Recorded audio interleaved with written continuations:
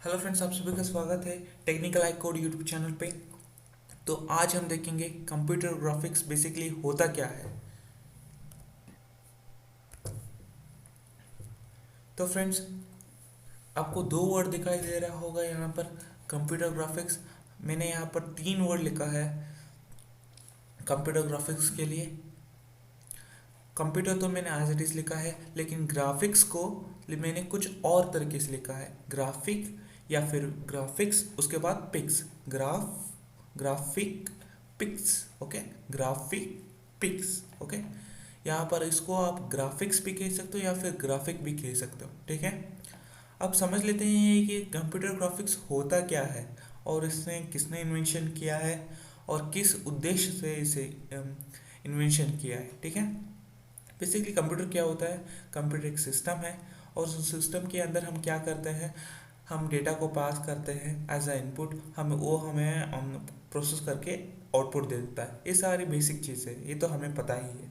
लेकिन ये graphics and pics होता क्या है, ठीक है। ये ग्राफिक्स यानी क्या होता है कि ये एक ज्योमेट्रिकल शेप्स होता है। जब हमने ज्योमेट्रिक्स हमें पढ़े थे स्कूल में, तब हमने स्टार्टिंग में क्या सीखा था? बेसिकली एक पॉइंट सीखा था, ठीक है। पॉइंट सीखा था, उसके बाद पॉइंट के बाद क्या सीखा था हमने? लाइन सीखा था। लाइन को हम ऐसे ही थोड़ी हमने बना दिया था, ठीक है।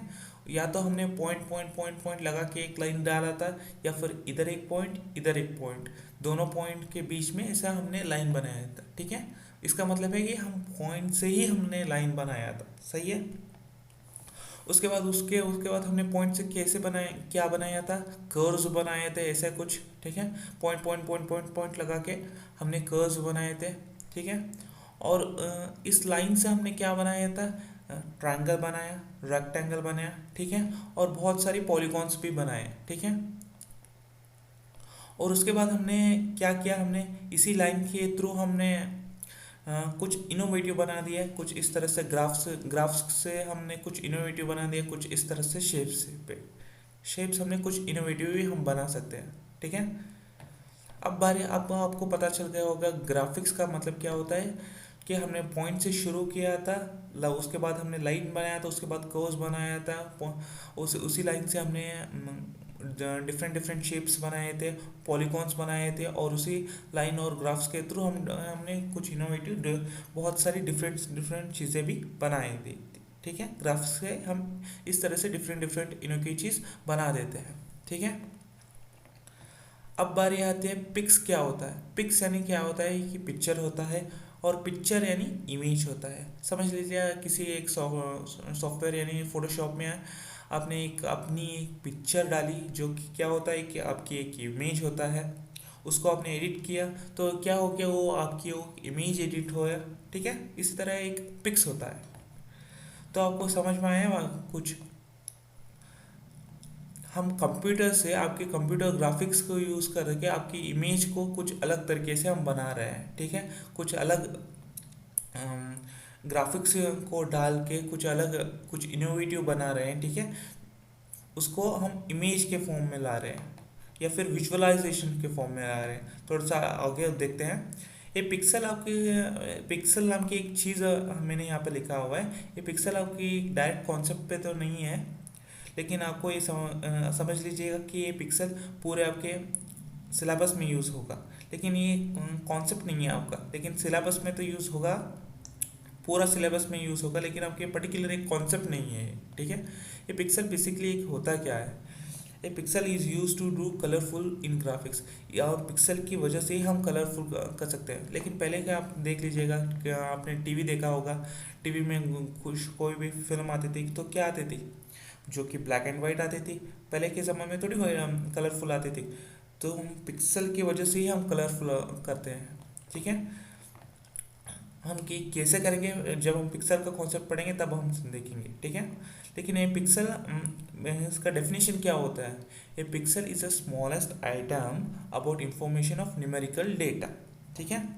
पिक्सल एक बहुत ही ज़्यादा छोटा सा एक आइटम है, जो कि न्यूमेरिकल डेटा को इंफॉर्मेशन को ले लेता है, इंफॉर्मेशन को उसके अंदर स्टोर होता है। ये न्यूमेरिकल डेटा क्या होता है? बेसिकली ये न्यूमेरिकल डेटा होता है तीन कलर के डेटा को RGB, यानी कि रेड, ग्रीन एंड ब्लू, ठीक है।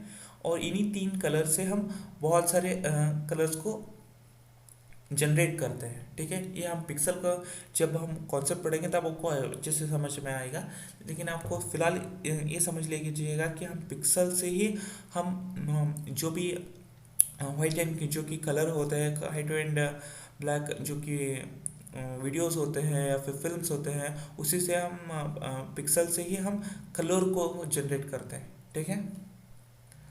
तो अब बारी आती है कि हम हमें हमें ये पता चलना चाहिए कि इस कंप्यूटर ग्राफिक्स को किसने डेवलप किया है। तो उसको डेवलप किया है इवान सुदरलैंड ने। इसी बंदे ने कंप्यूटर ग्राफिक्स को डेवलप किया है, ठीक है। तो आपको अब बारी आती है कंप्यूटर ग्राफिक्स किस उद्देश्य से, सॉरी उसके हम बाद में देखेंगे। कंप्यूटर ग्राफिक्स को बेसिकली डेफिनेशन क्या होता है, पहले ये देख लेते हैं। अब तक तो हमने देख ही लिया है कि ये क्या होता है, कंप्यूटर क्या होता है, ग्राफिक्स क्या होता है। तो कंप्यूटर एक सिस्टम है, उसके अंदर हमने इनपुट पास कर रहे हैं तो प्रोसेस होकर आप हमें आउटपुट दे देता है। और ग्राफिक्स एक ज्योमेट्रिकल शेप्स है जो कि हम इनोवेटिव करके बहुत सारे अलग अलग शेप्स बना सकते हैं। पिक्स के अंदर हम डिज़ाइन करके अपनी इमेज को वापस लेते हैं। तो पिक्सल को जब हम पिक्सल से ही हम देखते हैं। समझ लीजिएगा एक बहुत बड़ा स्क्रीन है ये बेसिकली, जो आपको फ़ोन में छोटा सा स्क्रीन में कैसे फिट हो रहा है, ये भी पिक्सल की वजह से ही होता है। तो ये कैसे हम आगे देखेंगे। तो बेसिकली ये कंप्यूटर ग्राफिक्स का डेफिनेशन क्या होता है। तो कंप्यूटर ग्राफिक्स का डेफिनेशन बहुत तरीके से आप लिख सकते हैं, लेकिन मैंने कुछ तरीके यहाँ पे लिखा है और आप भी बहुत और तरीके से भी लिख सकते हैं, ठीक है। लेकिन मैंने फिलहाल एक कुछ लिखे हुए हैं, उसको देख लेते हैं। Computer graphics deals with generating images width of computers. यहाँ पर विथ क्या बाद में एक स्पेस आता है, ठीक है। जो कि कंप्यूटर ग्राफिक्स हम क्या होता है कि इमेज को जनरेट करते हैं, डिफरेंट उसको इमेज को हम डिज़ाइन करके डिफरेंट डिफरेंट तरीके से, बहुत तरीके से डिज़ाइन करके हम कंप्यूटर से इमेज जनरेट करते हैं, ठीक है। ये भी एक तरह का डेफिनेशन हो गया। Computer graphics is an art of drawing pictures of screen, यानी कि जैसा कि मैंने अभी बताया कि ये इमेजेस में बहुत सारे अलग अलग तरीके से इमेज को इमेज के अंदर हम ड्राइंग करते हैं। जैसे कि मैंने अभी बताया कि आप यहाँ पे डिफरेंट डिफरेंट के तरीके से आप शेप्स बनाते हैं इमेज के अंदर या फिर फोटोशॉप के अंदर। इसी तरह के आप बहुत सारे चीज़ बना सकते हैं एक सॉफ्टवेयर के अंदर, जो कि आपके उसके बाद वो जनरेट होकर आपके पास आ जाता है, ठीक है। Images that are generated by computer, ये भी वही मैंने जो इमेज आपने एडिट किया है उसी को जनरेट करके जब आप वो डिज़ाइन करेंगे तो अलग फॉर्म में आता है, ठीक है। क्यूब्स एंड शेप्स लगाएंगे तो फिर अलग अलग इन्वेंशंस करेंगे आपके ऊपर, अलग अलग डिज़ाइन बनाएंगे आप उसके ऊपर, तो एक अलग फॉर्म में इमेज जो आता है तो उसी को हम कंप्यूटर ग्राफिक्स भी कह सकते हैं, ठीक है। Computer graphics is to view visualisation by designing on computer, ठीक है। मतलब आपका व्यू किस तरह से आप व्यू करते हैं, ठीक है। 3D में व्यू करते हैं या फिर 2D में व्यू करते हैं जब आप डिज़ाइन करेंगे उस इमेज को कंप्यूटर पे, तो ये भी एक डेफिनेशन है। तो लास्ट तरीके देखते हैं। Computer graphics is the creation of pictures with the help of a computer, यानी कि पिक्चर्स को क्रिएट करना आपके हिसाब से, आपके अंदाज से, आपके किस पॉइंट ऑफ व्यू से आप उसको देखते हैं कंप्यूटर के अंदर, तो ये भी एक तरह का डेफिनेशन है।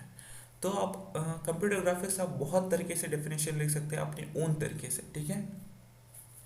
तो अब आपने अच्छे से समझ लिया कि कंप्यूटर ग्राफिक्स किस लिए क्या होता है। कंप्यूटर ग्राफिक्स हम अपने हिसाब से डिज़ाइन करते हैं, विजुअलाइज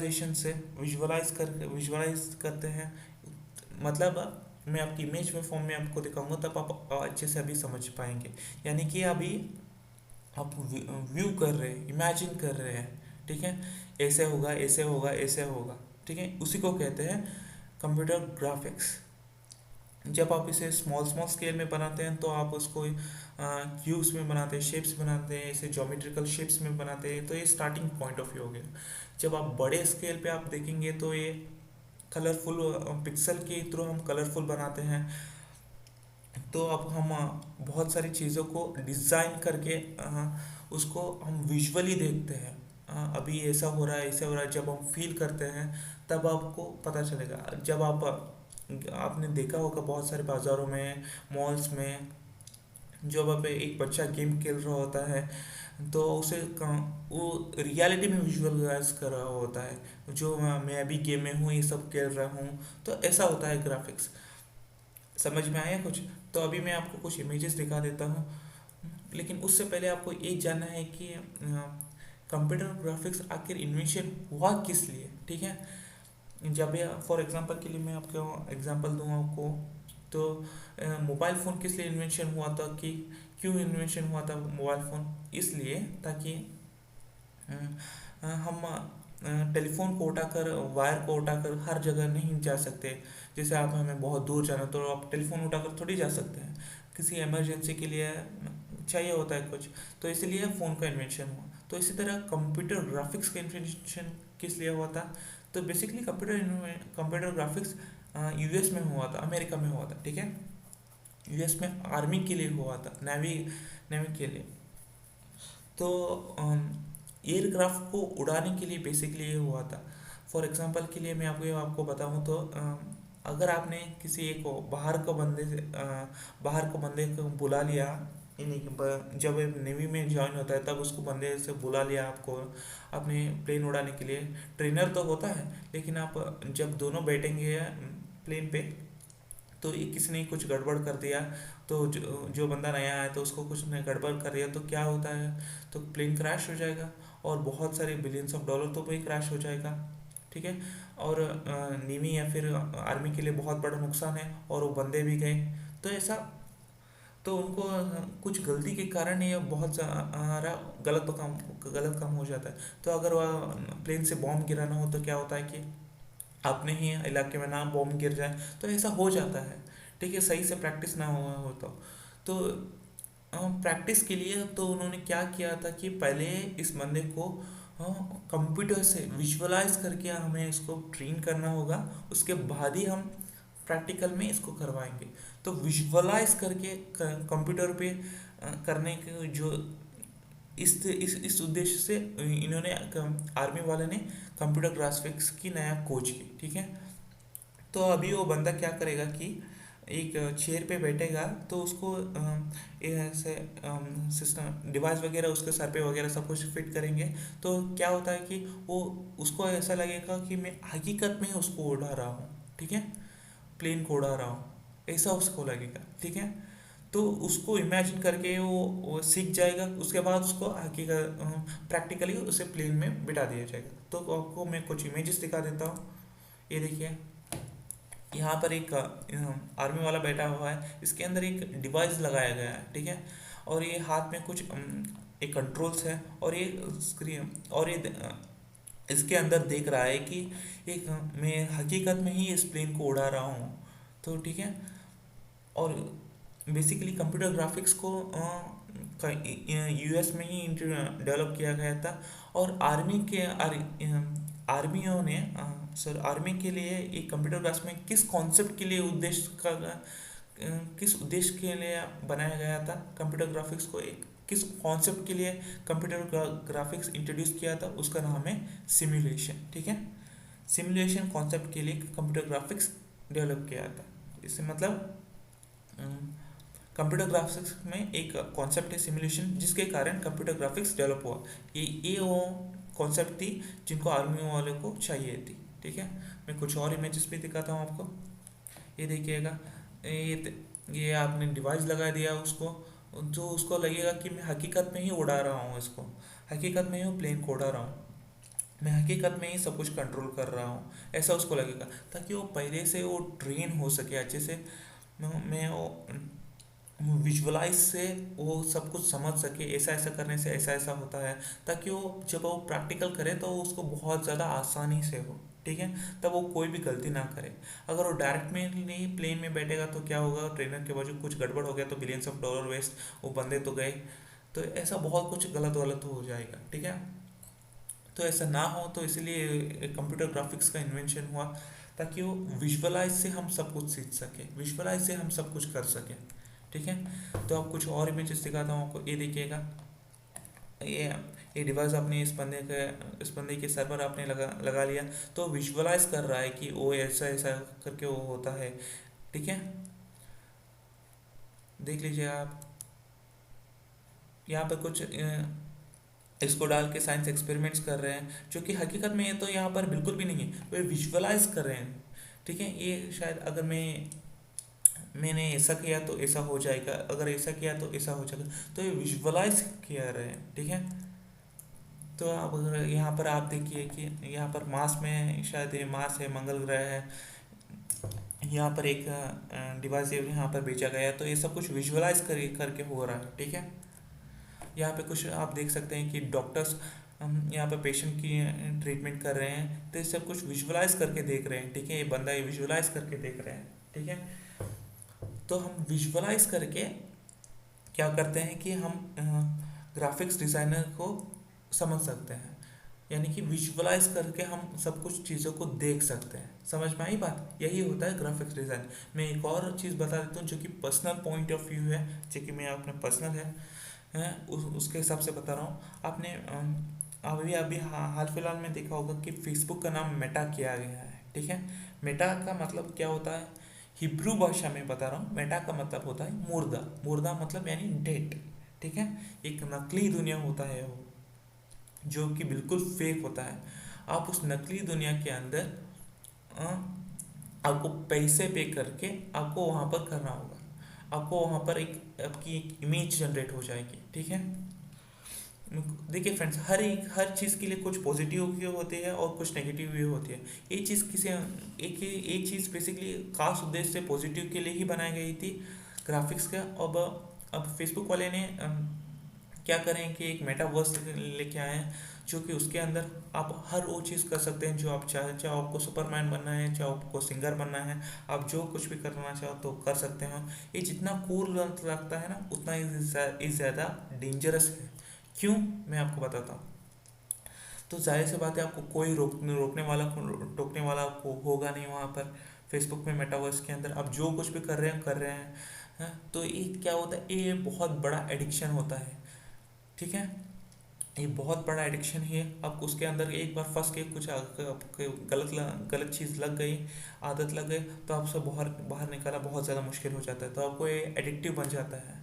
ठीक है, आपको एक नकली दुनिया के अंदर आपको असली पैसे पे करके आपको रेंट ले रहे हैं, तो ऐसा कोई फालतू है ये बेसिकली हकीकत में तो। लेकिन हकीकत में इसे बहुत ही कूल समझा जाएगा आगे, और उसको बहुत ज़्यादा लोग आगे जाके इंटरेस्ट लेंगे कि हम वहाँ पर जाएंगे और उसको हम वहाँ पर रियल चीज़ें हम हम यूज़ करेंगे। तो बेसिकली ये मेटावर्स भी एक खास उद्देश्य से ही बनाया गया था, जो कि किसी का पैर नहीं होते, किसी का हाथ नहीं होते, जो कि उनके लिए काफ़ी एक बहुत ही अच्छी चीज़ होती जाती है कि हमारा तो पैर नहीं, हम तो चल नहीं सकते, दौड़ नहीं सकते। लेकिन वो मेटावर्स के अंदर हम चल सकते हैं, दौड़ सकते हैं, जो कुछ आए हम कर सकते हैं।